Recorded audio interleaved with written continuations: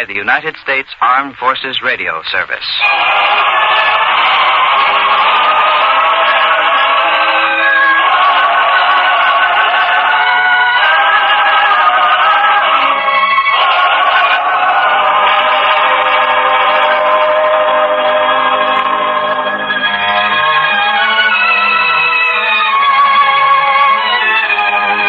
Tonight we present If You Have Faith, a drama based on a teaching from the greatest life ever lived.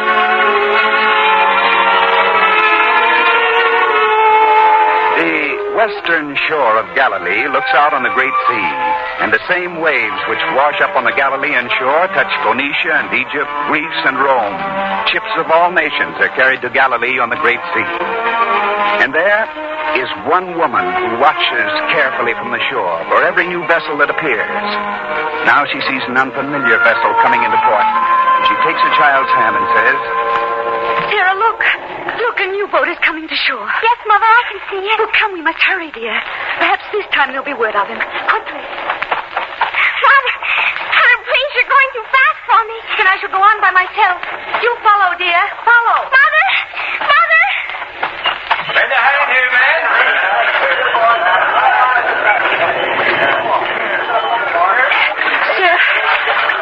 Sir, perhaps you can tell me. Hey, woman.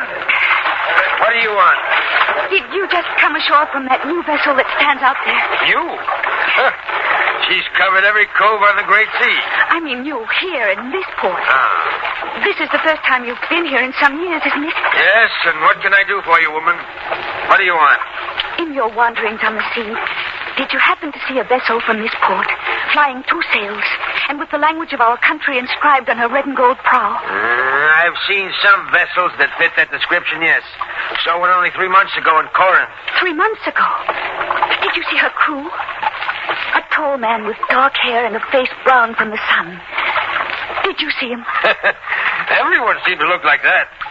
After all, when men are at sea under the burning sun for 5 months... 5 months? If they were at sea only 5 months, it's not the vessel I mean. Not my husband. Oh, your husband. Has he been gone long? 4 years. 4 years. Well, you'll never know what'll happen at sea. Sometimes you think you've seen the last of a vessel, and then like a miracle, she shows up in port one day. It happens that way. Sometimes. Mother, did he know? No, dear. It's like it's been all the other times. Come. We'd best be getting home. I'm sorry, woman. There are those in every port who ask. But 4 years. I don't remember any woman asking about a vessel gone 4 years. I know. No, ma'am.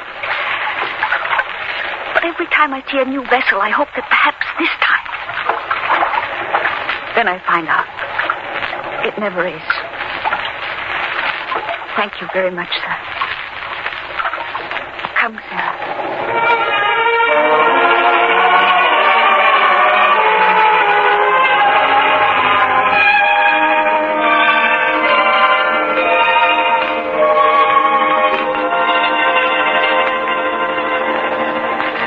We shall stand here on this cliff, Sarah, and watch the sun go down into the sea. The day we were married, your father and I stood on this cliff, here beside this mulberry tree. And he promised that no matter where he sailed, he would always return. And I promised I would always wait. I'll wait. And he'll come back. He must. I hope that he does. I hope that... What is it, dear? Mother, we're not alone up here. You mean there's someone... Oh, Ezra. Please, Martha, don't misunderstand, but I know you and the child come here every evening at this time. I thought I might walk home with you. Yes, we can walk back to the town together. But first, would you and Sarah go on a few paces? Yes, of course. Come, Sarah. Your mother will catch up to us later. Yes, sir. Mother, you will catch up, won't you? Sarah? Yes, sir? You shouldn't call me sir that way. You and I should be friends. Maybe one day we'll be more than friends. What do you mean? tell me, what does your mother do when she's alone by that tree? Oh, she just stands there. She doesn't say anything, but somehow you know that she's talking to someone. To my father. Telling him she's still waiting. Mm-hmm.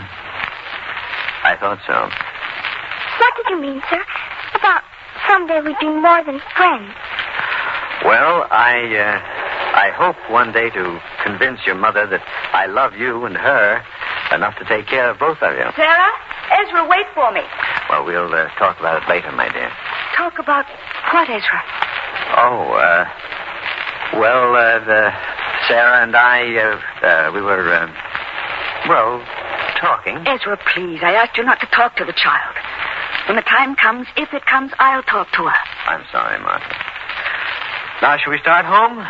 Be dark soon.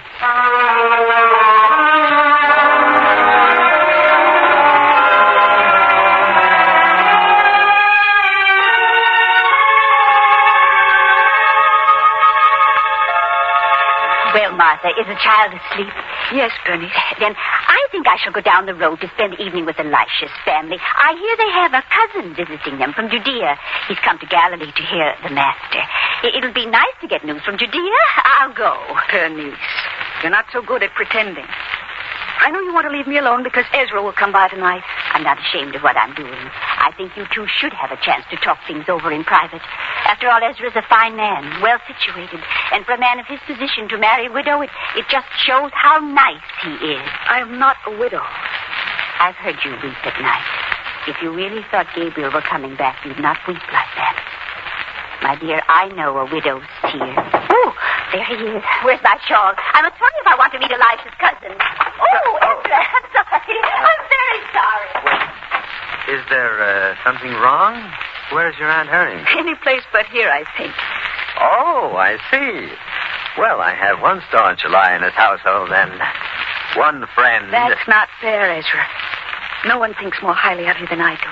For more than a year now, you've been able to hide that very successfully. I'm sorry. That wasn't a very nice thing to say. But I love you so, Martha. Please, Ezra, I don't want to talk about it. Martha, listen to what I have to say. I know that you don't love me. But it will be enough for me to know that you're my wife and that Sarah's my daughter. And then perhaps after a while, you'll grow to love me. It could happen. Couldn't it? Maybe you don't really know what love is, Ezra. The way I feel about you, well, surely that's love. Then you should know that love is not something easily put aside. It's something one's heart forgets. I could never forget Gabriel. I wouldn't ask you to. After all, he was your husband. He was my husband. I know he still is. Somewhere he's alive. Then why hasn't he returned? I don't know that. If you loved him as you say and he loved you, then surely nothing could keep him away if he were alive. Please, Ezra. No. Now, you listen to me. There's more than yourself to consider. There's little Sarah. We manage now. Now, yes. But later. What will happen later? She'll grow up and miss the things that I could provide. Martha, I promise you, she shall have everything that I can give her. And that's something to consider. You're very kind. And especially nice to Sarah. Well, then, are you being fair to her? She's entitled to a father and the things a father could give her. Ezra. Ezra, don't say any more. Oh, I'm sorry. Would you rather I left now? Oh, you don't have to answer. I'll go. But it doesn't mean that I won't be back. Someone must convince you what's best for you and the child.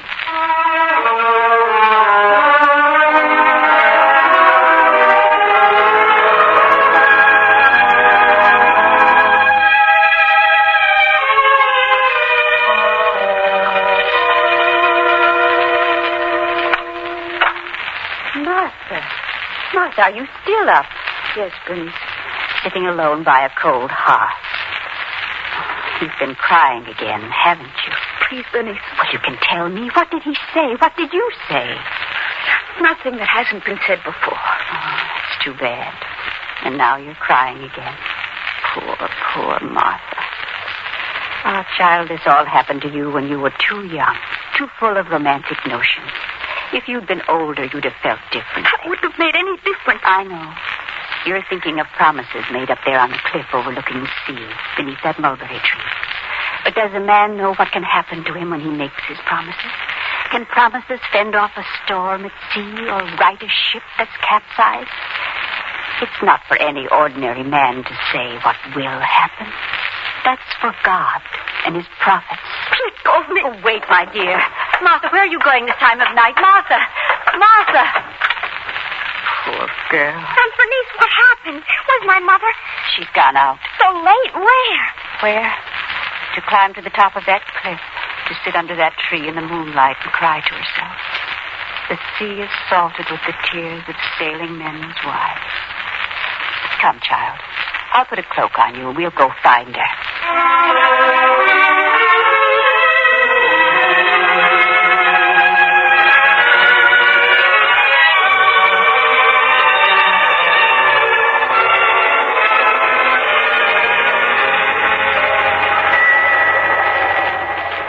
Child's asleep.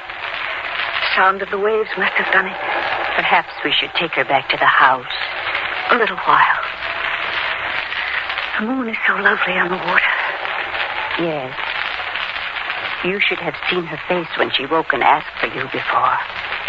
Then when I told her you'd gone out, she was frightened. I'm sorry. A child can't know fear all its life without suffering for it. I've been as good a mother as I know how. Raising a child is not a woman's work alone. It takes a man, too. But if her father returns... Is she to live her whole life on that chance? No. Then? Maybe you're right. It would be best for the child. I must think about it overnight. By morning, I'll know my answer.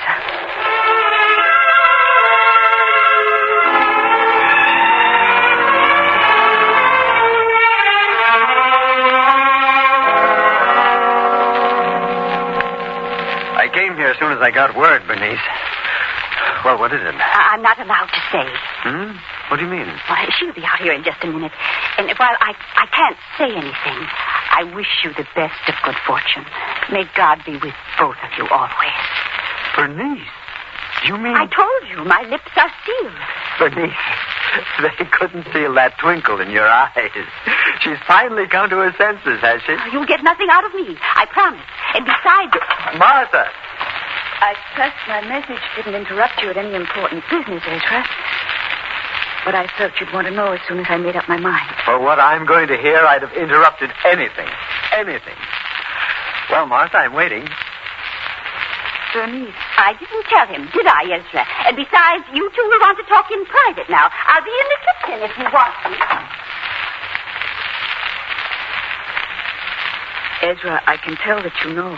Yes, and it's wonderful. I'm sorry she told you. But why, as long as you've made up your mind? Because it isn't that easy. Once you've decided, everything else will take care of itself. Miss Sarah. Well, I've told you how I feel about her. I know, but first I must tell her, and she must understand and agree. All I wanted you to know today was that I was going to speak to her. That's all I have to know. She'll agree. I tell you, the child likes me. If it's in her hands now, then we'll be married. You'll never have cause to regret it. I promise you, Martha. No promises. I want no promises. Martha, what is it? I'm sorry. It was something Bernice said to me yesterday about promises. I'll talk to Sarah this evening when we go to the cliff.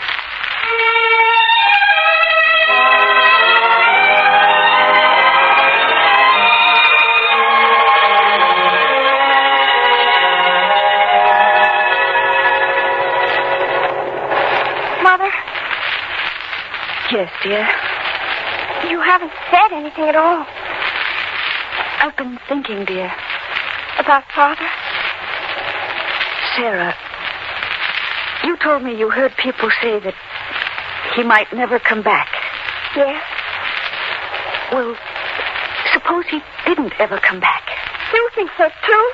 We've waited a long time, Sarah, both of us. But you said not to believe the other people. After a while, you have to believe, my dear. There just doesn't seem to be anything else to do. All right. And if your own father isn't coming back, then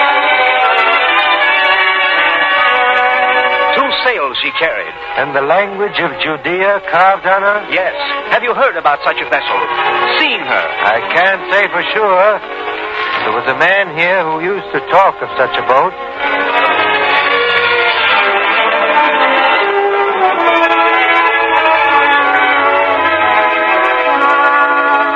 This one man said that he had seen her, that she set sail for this port. Do you remember such a boat? More than 4 years ago it was. Try. Please try to remember.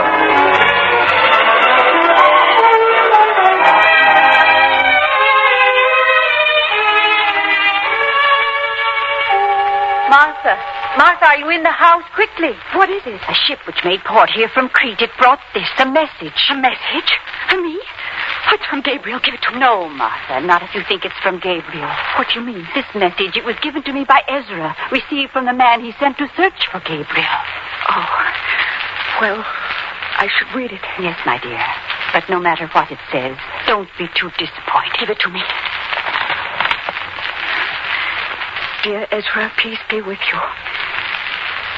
Here in Crete, I have found a man who knew the ship that Gabriel sailed on. She set sail from this port and was never heard of again. The man told me that he had heard a rumor that such a vessel had been caught on the shoals along the Egyptian coast, destroyed. All hands were lost. But in accordance with your instructions, I'm not trusting to rumor. I shall seek till I have more convincing proof. Martha. Oh, Anthony. No. It was to be expected.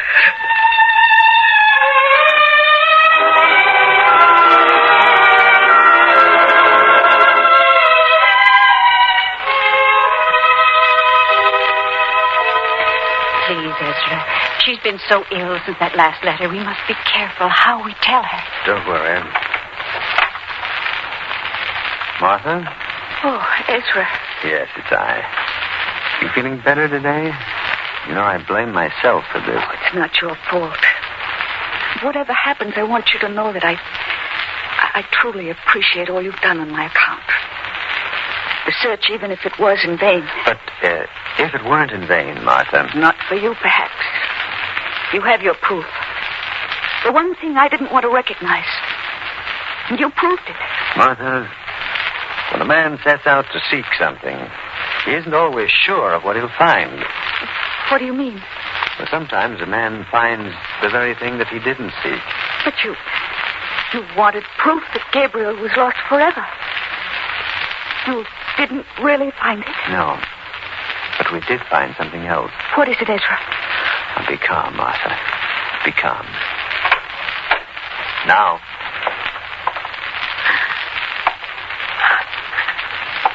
Gabriel.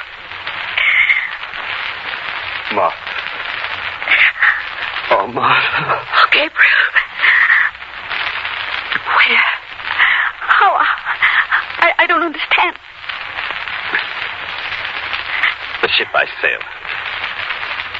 She went aground on the shoals off the Egyptian coast. That part was so, as the letter told you. But we were saved only to be captured by a nomad tribe and sold into slavery. I couldn't write to you, couldn't get word to you. And then Ezra's man appeared, like a miracle. He bought me from my owner. He brought me back here to you. Oh, Martha. Ezra, you did all this. No, Martha. He's here only because of you. Waiting and weeping was all I could do. No, you did more. If you hadn't been so steadfast in your faith that he was alive, we'd have forgotten him. I'd never sent a man to search. We never would have found him. It was your strength, your belief. Mine? No. It was the strength I found in the Master and his words. On that one day when I might have given up, I heard him speak to his disciples. I heard him speak of faith and what it can do. That's what gave me new strength to go on believing you were alive, Gabriel. The master. You must remember I hadn't heard of him when I left here before. You must tell me what he said, my dear. Yes, Gabriel. I stood beside our tree when I heard his words.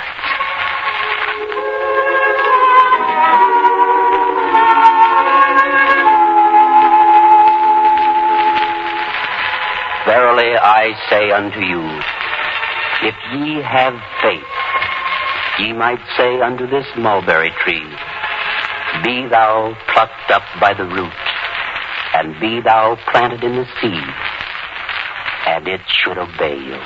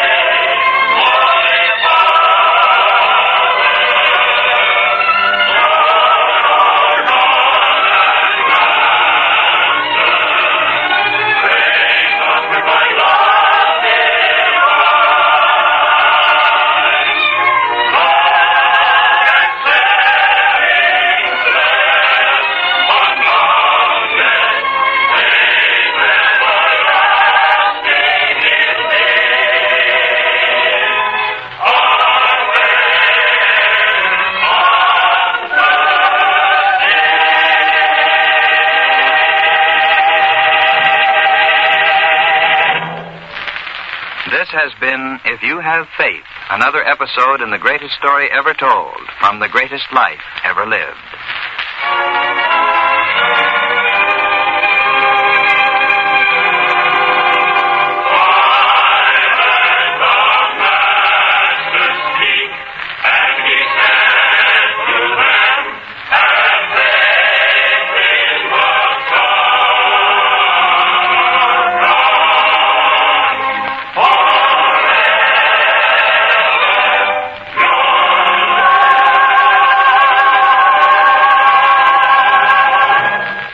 This is the United States Armed Forces Radio Service, the voice of information and education.